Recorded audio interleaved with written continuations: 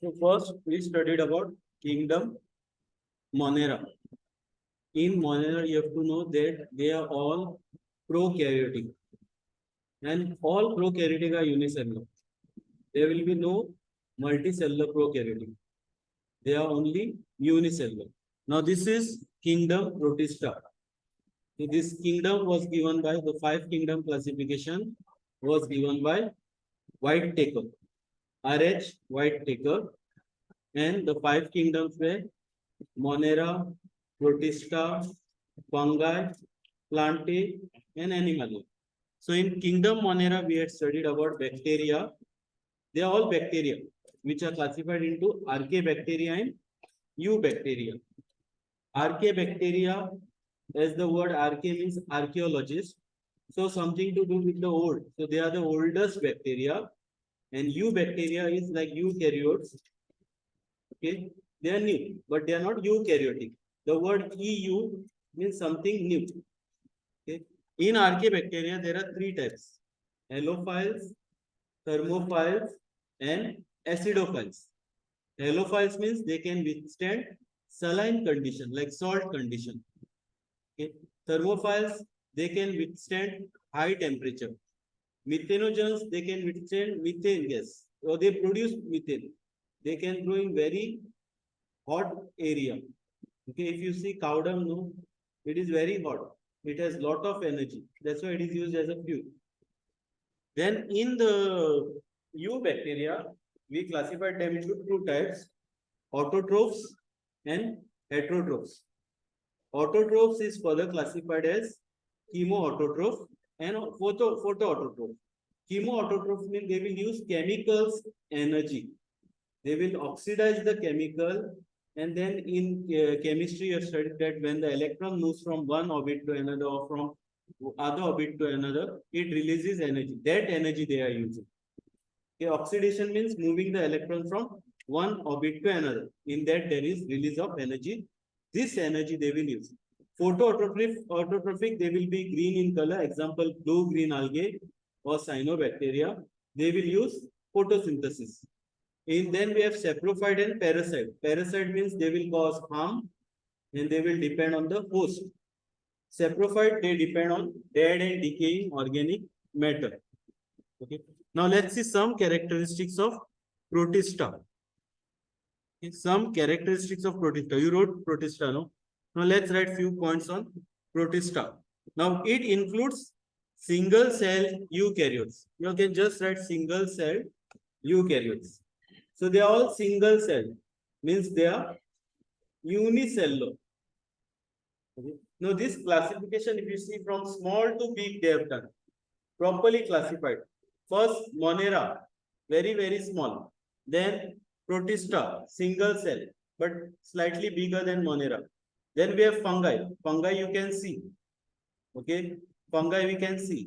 Then plants, and then animals. Okay. Now these are single-celled eukaryotes, and they have well-defined nucleus and membrane-bound organelles. Well-defined nucleus and membrane-bound organelles there. Means they are what type of cells? Eukaryote or prokaryote? Prokaryote is only Monera. Eukaryote.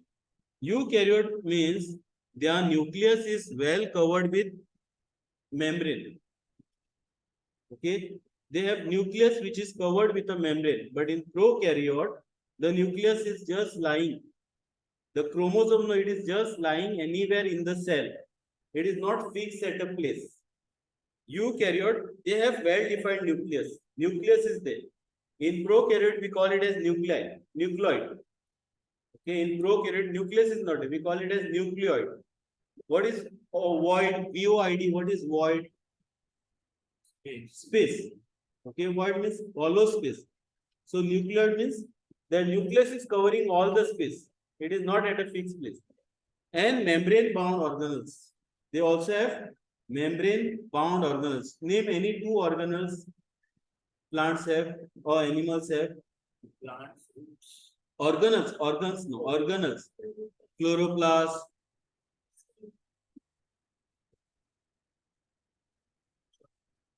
Stomata, no. Chloroplast. Inside the cell, what is the organelles?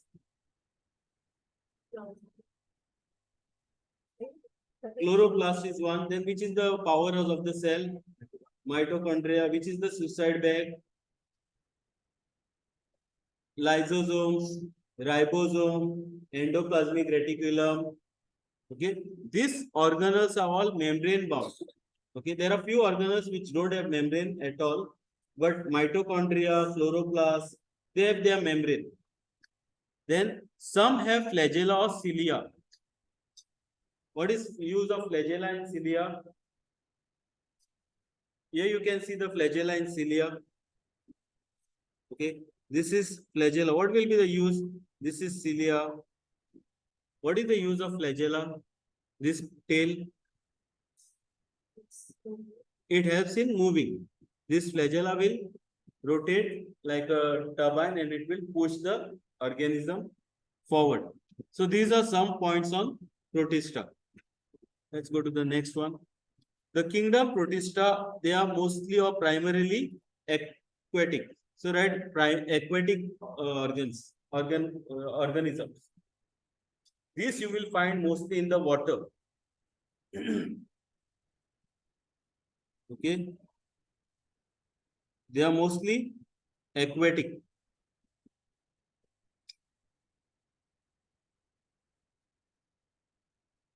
Okay, then the Protista is a link between plants, animals, and fungi. Okay, Protista is a link. Protista is a link with plants, animals, and fungi. Okay, it is a link between plants, animals, and fungi. So what you can say is that you will find characteristics of Protista which are there in animals. Some characteristics of Protista are from fungi and some are from animals. They have all the different types of characteristics. So it links between fungi, animals, and plants. Initially, we had only two classifications, plants and animals. So there were few which had characteristics of all. So that's why they were taken in Protista. Then reproduction is asexually and sexually. Okay, reproduction dash, you can write dash, reproduction dash, sexual and asexual. Sexual is by, I don't write this, huh? I'll just explain. Sexual is by cell fusion. The cell will fuse. Okay, then the nucleus will fuse. And zygote formation. They can produce zygote. Next slide, the classification of kingdom Protista. Classified into chrysophytes, dinoflagellates, euglenoids, slime molds, and protozoa. You write this. What we'll do now, we'll study only few points, not all. Important points. So this classification includes chrysophytes, dinoflagellates, euglenoids, slime mold, and protozoa.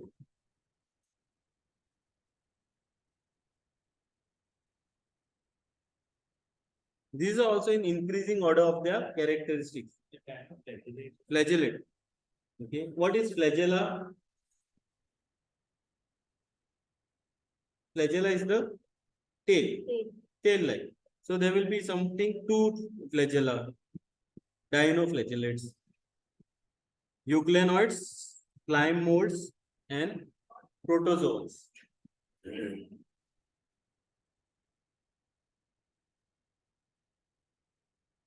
So these are the classification.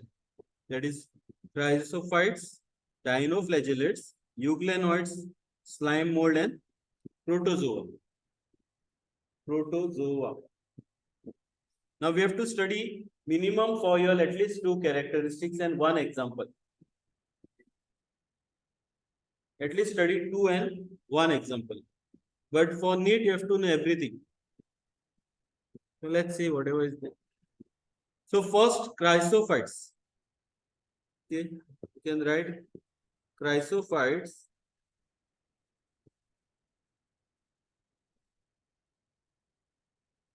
found in freshwater and marine environment. So this point, there is no need to write. Okay? Don't write because this is a common point. What we said, Protista, they are found in, they are aquatic. Protista all are aquatic. So you can, this point you can just keep in mind for exam.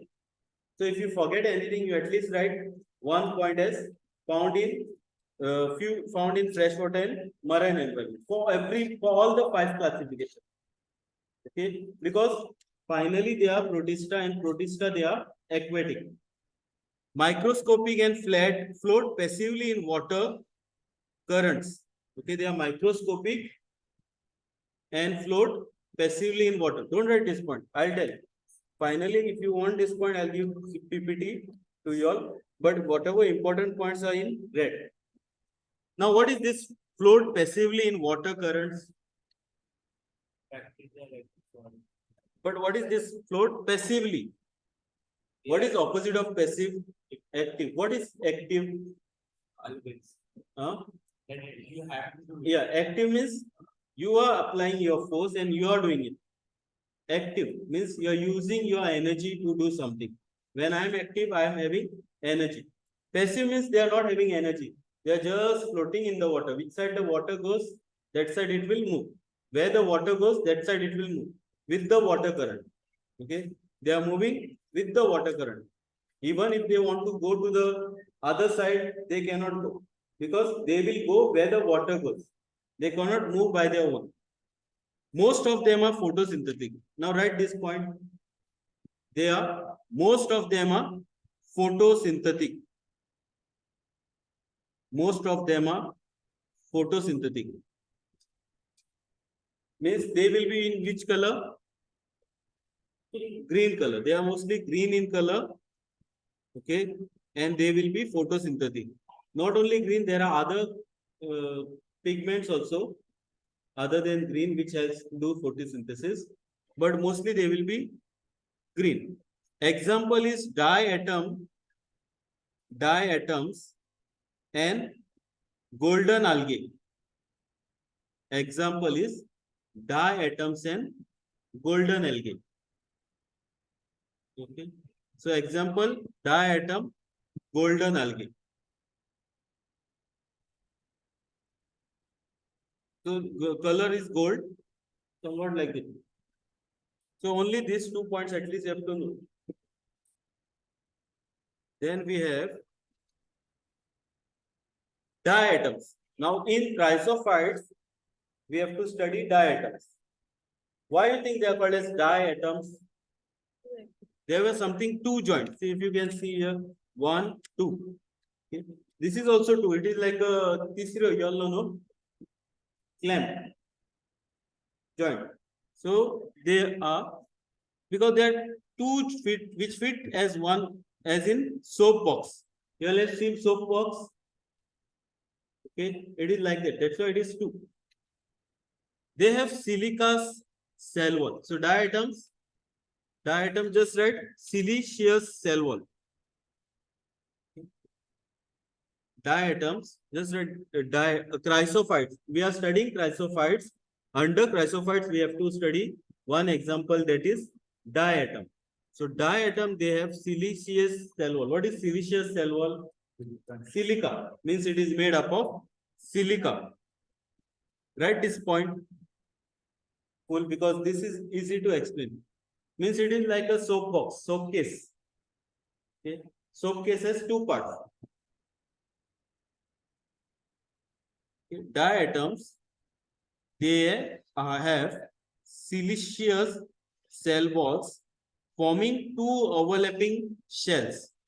They will form 2 thin overlapping shells which fit together as in a soap case. Okay, as in a soap case, they can fit over each other.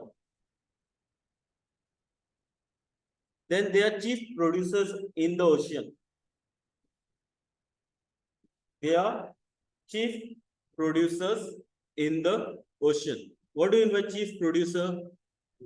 They produce food. Now in food chain, we have producer, consumer, and decomposers. Primary consumer, secondary consumer, and decomposer. So in oceans, they are the chief producers. Okay.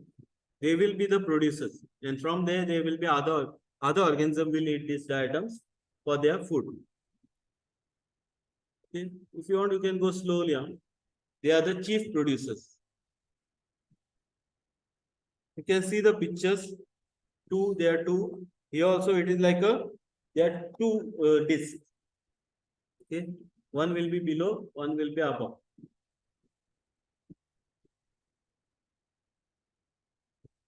Okay.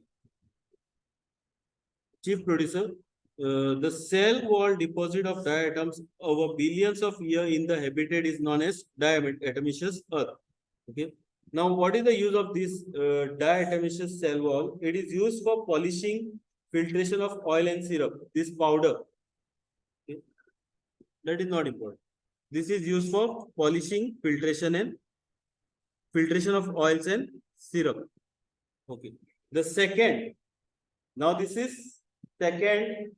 So write it as what you do for cryophytes. Chrysophytes, you put Roman 1. You go behind. Chrysophytes, you write Roman 1. And dinoflagellates, you can write A. Okay. Dinoflagellates, A. No, sorry, not for dinoflagellates. For diatoms, it is A. Chrysophytes, you write Roman number.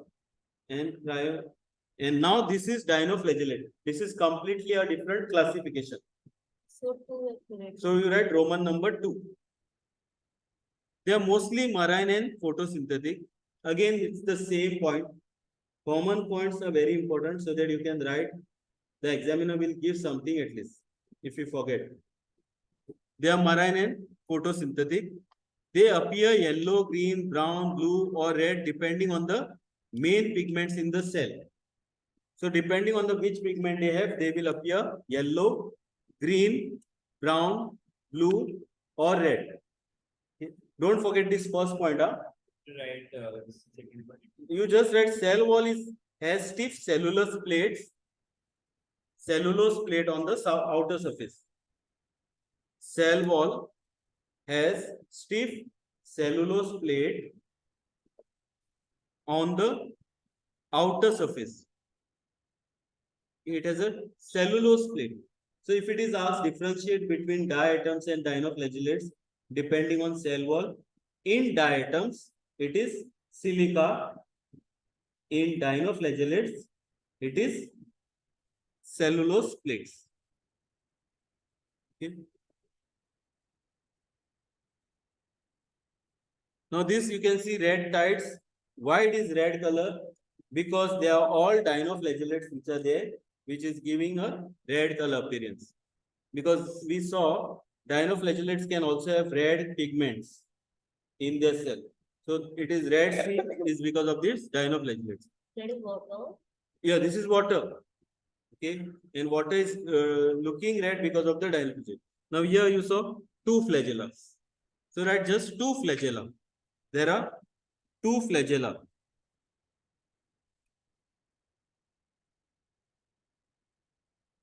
There will be two flagella. That's why it is dinoflagellates. Okay. Most of them have two flagella.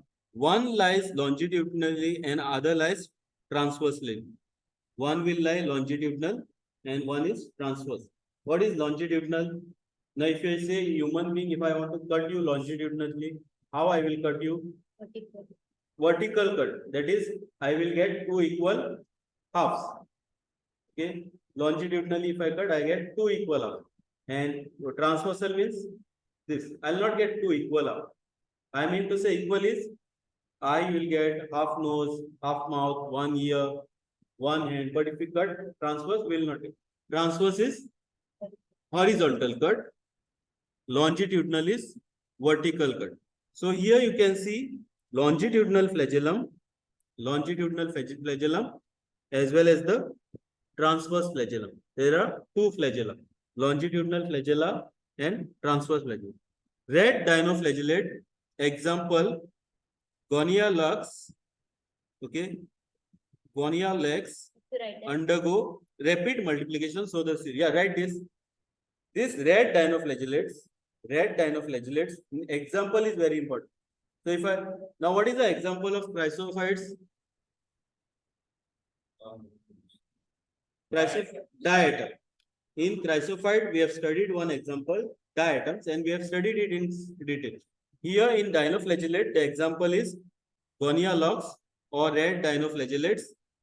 Okay, this will undergo rapid multiplication. It will multiply very fast, so that the sea appears as red tides. They release toxin that kills marine animals like fishes. Okay.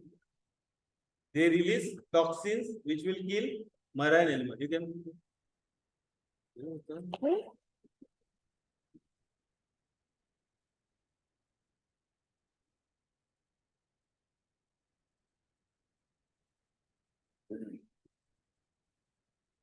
So example of dinoflagellate, red dinoflagellate.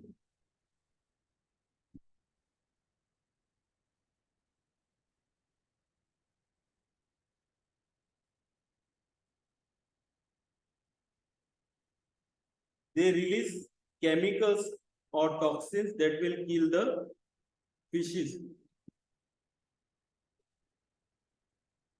So they are harmful for the sea also.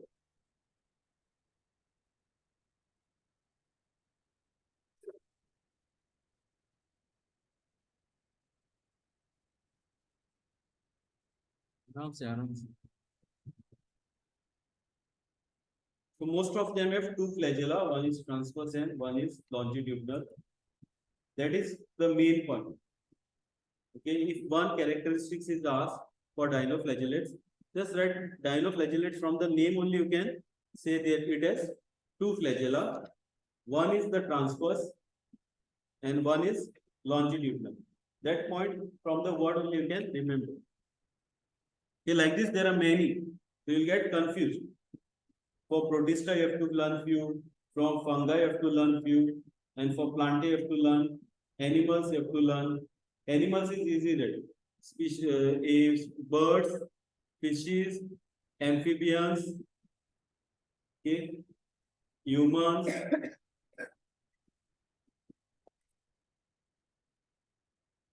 reptiles, that. But they will be differently. Okay. Next is kingdom protista.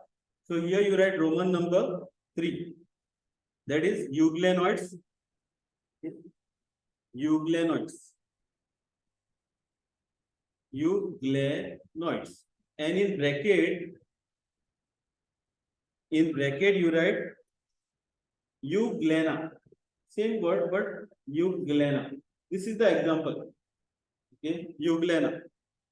Again the same point. Okay, mostly freshwater organism found in stagnant water. What is stagnant water? Still water. Still water, which is not moving. So this is the stagnant water which is shown here. It is not moving. Instead of cell wall, they have protein-rich layer called as pellicell.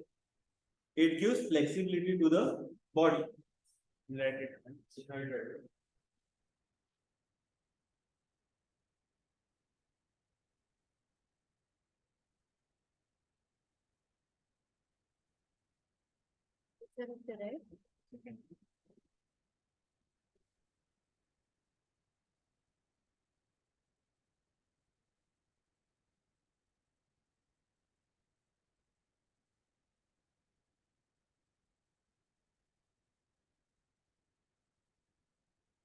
Now, euglenoids, they are mainly freshwater organism and found in stagnant water. Instead of cell wall, okay, they have a protein-rich layer called pellicell, okay, which gives flexibility to the body.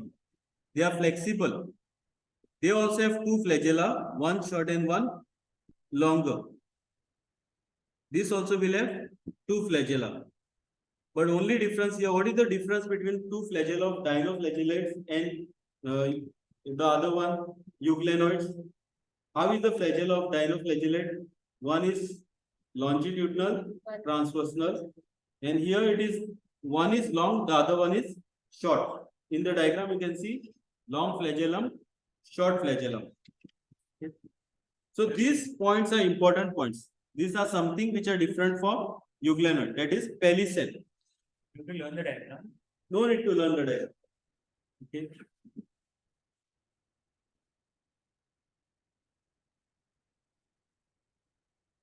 Next point, see, from the color only you can see. From the color only you can say they are photosynthetic, and in the presence of light, only in the presence of light they are photosynthetic. In the absence of light they behave as heterotrophic. Only if light is present, then they can do photosynthesis. If light is not present, they are heterotrophic. Okay. The pigments are identical to those of plants. Example, euglena. Photosynthetic dash you can write, light is present, photosynthetic, light is absent, heterotrophic. Like that you can write short points. If light is present, they act as photosynthetic. If light is absent, they cannot do photosynthesis. Okay. So we'll stop here.